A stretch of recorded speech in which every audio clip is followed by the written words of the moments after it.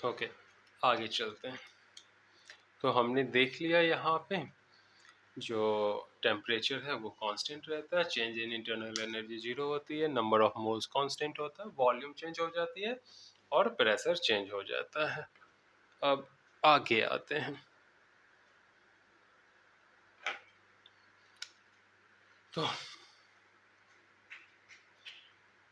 तो work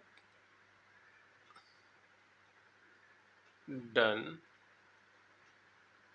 by the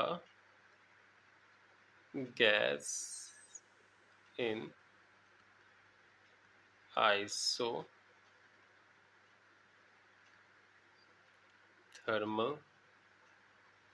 process। ठीक है, तो हमें वर्क डन निकालना है किसमें? आइसोथर्मल प्रोसेस में। ठीक है, तो देखो वर्क क्या होता है, डी डब्ल्यू इक्वल टू हम pressure times change in volume लिख देते हैं, है ना। D W equal to P times D V. तो डब्ल्यू इक्वल टू क्या हो जाएगा? वी इनिशियल से V final pressure times change in volume, है ना। ओके, तो हमें एक सेकंड में थोड़ा ऊपर ले लो। अरे यार ये क्या,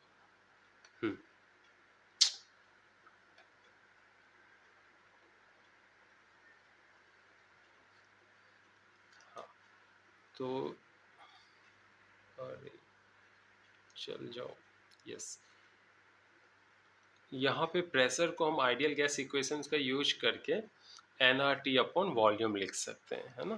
तो प्रेशर क्या हो जाएगी? N R T upon volume, D भी एज इट इज आ जाएगी, और यहाँ सेम लॉजिक वी आई से वी आई रीजन्स में डाल देता हूँ।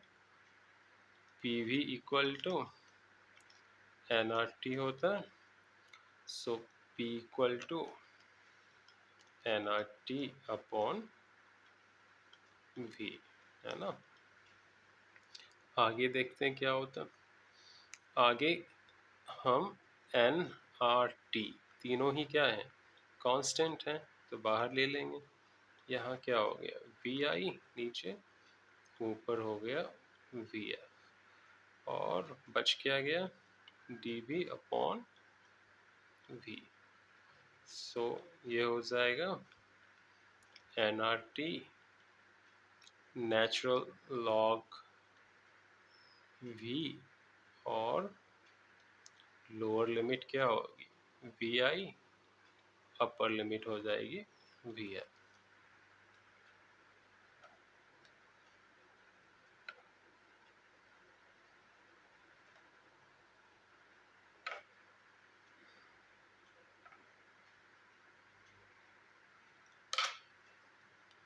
तो इसको हम लिख सकते हैं N R T L N V F minus L N V I, correct. So अब क्या हो जाएगा? N R T natural log V F upon V I, okay.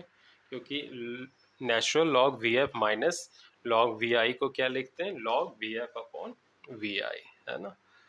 इसी को हम क्या लिख सकते हैं? N R T log P I upon P F. ऐसा क्यों? क्योंकि देखें P I V I equal to क्या होता है? पी एफ वी एफ, है ना। तो P I upon P F जो है वो क्या होगा? We F upon V I, है ना। तो हमने फाइनली क्या देखा? जो वर्क है आइसोथर्मल प्रोसेस में वो क्या निकल के आई, nRT times log pi upon pf। और दूसरे प्रोसेस में क्या लिखते हैं, मतलब दूसरे तरीके से वॉल्यूम के टर्म्स में nRT log vf upon vi, है ना। ओके, तो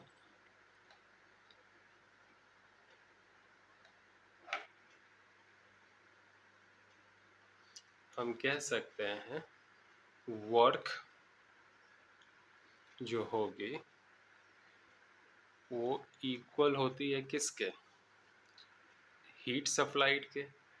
इसलिए हीट सप्लाइड जो होगी वो भी क्या हो जाएगी, nRT log vf upon vi equal to nRT log pi upon pf। कुछ एक्स्ट्रा पॉइंट जो आप याद रखें, जब भी v फाइनल ग्रेटर होगी v इनिशियल से, तो वर्क जो है वो पॉजिटिव होगा। इसका उल्टा करेंगे तो वर्क नेगेटिव होगा। यानी v फाइनल अगर छोटी होगी v इनिशियल से तो उसको उस केस में वर्क नेगेटिव होगा। v फाइनल जब बड़ी होती है ना v इनिशियल से, तो उसको कहते हैं आइसोथर्मल एक्सपांसन।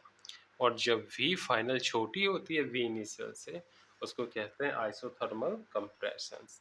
इसका उल्टा, अगर p फाइनल ज़्यादा होगी p इनिशियल से, तो वर्क क्या होगा, नेगेटिव होगा, है ना। और p फाइनल अगर छोटी होगी p इनिशियल से, तो वर्क पॉजिटिव होगा। तो एग्जाम्पल क्या है आइसोथर्मल प्रोसेस का, मेल्टिंग ऑफ आइस। ठीक है, मेल्टिंग ऑफ आइस। आइस जो मेल्ट होता है ना, उस समय उसकी टेम्परेचर कांस्टेंट होता है। आइस कितने डिग्री सेल्सियस पे मेल्ट होती है, 0 डिग्री सेल्सियस पे। जब तक पूरी की पूरी आइस मेल्ट ना हो जाए तब तक उसकी टेम्परेचर 0 ही रहेगी। यानी प्रोसेस क्या हो गया, आइसोथर्मल, है ना। पीवी कर्व जो हमने दिखाया है पहले वाले वीडियो में, वो क्या बताती है, आइसोथर्मल कर्व को, और उसका नाम क्या है, आइसोथर्म। फिर से मैं बोल दूं, पीवी कर्व जो होती है आइसोथर्मल प्रोसेस के लिए, उसको क्या बोलते हैं, isotherm. I would like to repeat it, PV curve for an isothermal process is called an isotherm.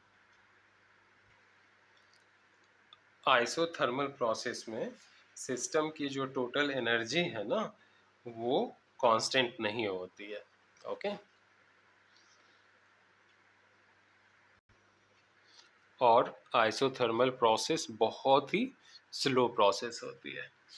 तो अभी जो मैंने ये 2 वीडियो सिखाया, इसके बाद मैं आपके लिए क्वेश्चन लिख रहा हूँ, वो आपको प्रैक्टिस करनी है। ये कुछ सवाल हैं, ये करने हैं आपको आइसोथर्मल प्रोसेस अच्छे से लर्न करने के बाद। थोड़ा सा बुक पढ़ो, रिसर्च करो और करो। That's it.